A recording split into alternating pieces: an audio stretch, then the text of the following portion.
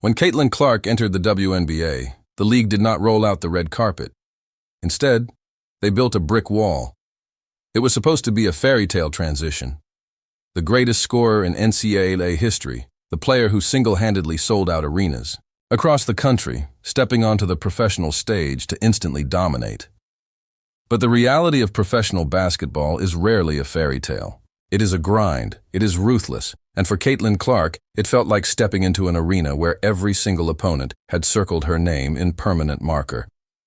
Before she even played her first official minute, the narrative was already being spun. Veteran players and analysts went on national television to issue warnings. They called it a reality check. They said the logo threes wouldn't fall against professional defenders. They said she was too small, too slight, and too accustomed to having her way against amateur defenses. The message was clear. You might have owned college, but you do not own us. And when the games began, that message was delivered physically. If you go back and watch the tape from her early days in the league, you aren't just watching basketball. You are watching a gauntlet. Teams weren't just guarding her.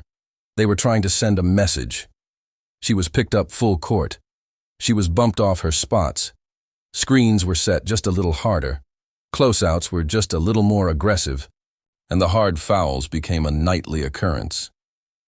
It wasn't just about stopping her from scoring. It was a psychological test. They wanted to see if the golden child of women's basketball would fold under the overwhelming pressure of grown woman physicality. The media amplified every mistake. Every missed three-pointer, every turnover, every moment of frustration was clipped and dissected online. The critics who had been quiet during her historic Iowa run suddenly found their voices, eager to declare that the hype was manufactured. For a moment, looking from the outside in, it seemed like the pressure was mounting. The offensive rhythm that looked so effortless in Carver Hawkeye Arena looked strained.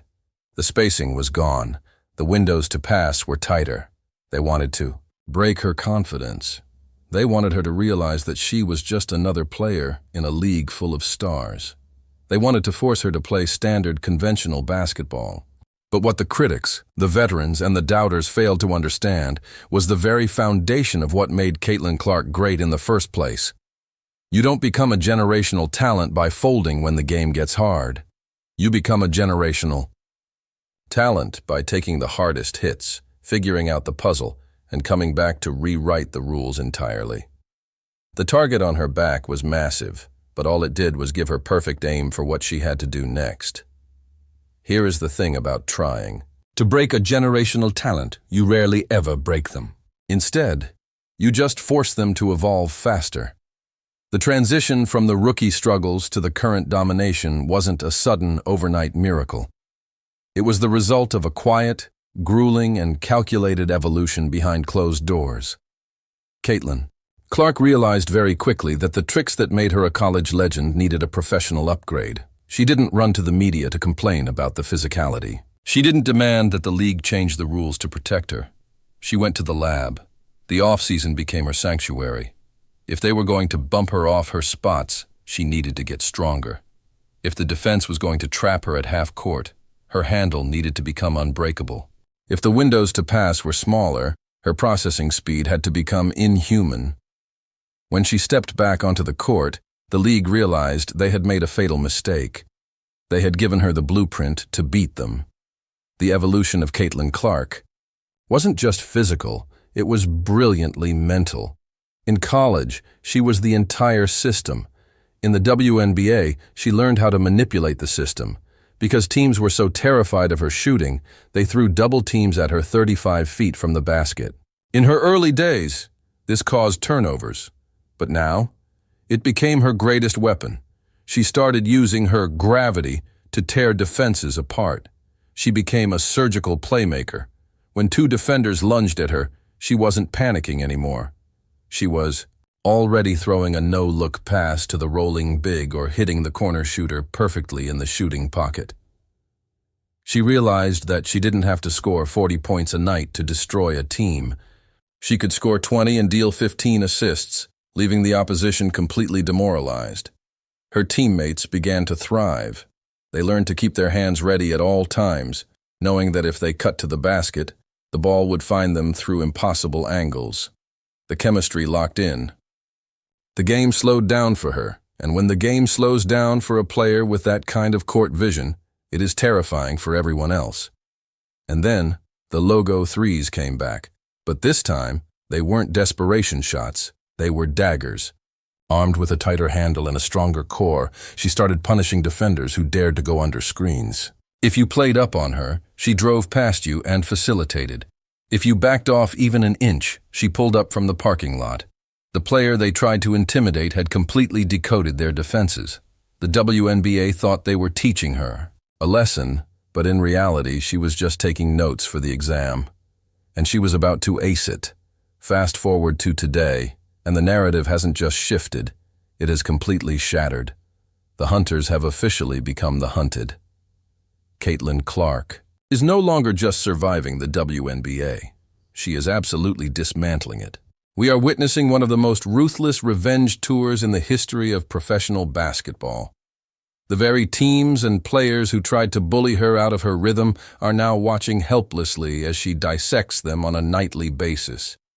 If you are loving this incredible comeback story, do me a favor, comment "fever pitch" down in the comments right now.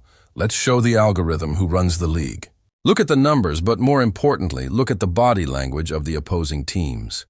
There is a specific kind of hopelessness that settles over a defense when they realize nothing is working. They try the physical approach, and she absorbs the contact to finish the and one. They try the trap, and she threads a needle for an easy layup. They put their best perimeter lockdown defender on her, and she drains a step-back 30-footer right in their eye. She's playing the game with a level of joy and swagger that is downright lethal. Insert 10 to 15 second interview.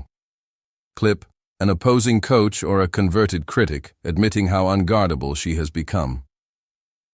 What is truly terrifying for the rest of the league is that this isn't just a hot streak, this is sustained, structural dominance. She has redefined what spacing means in the WNBA.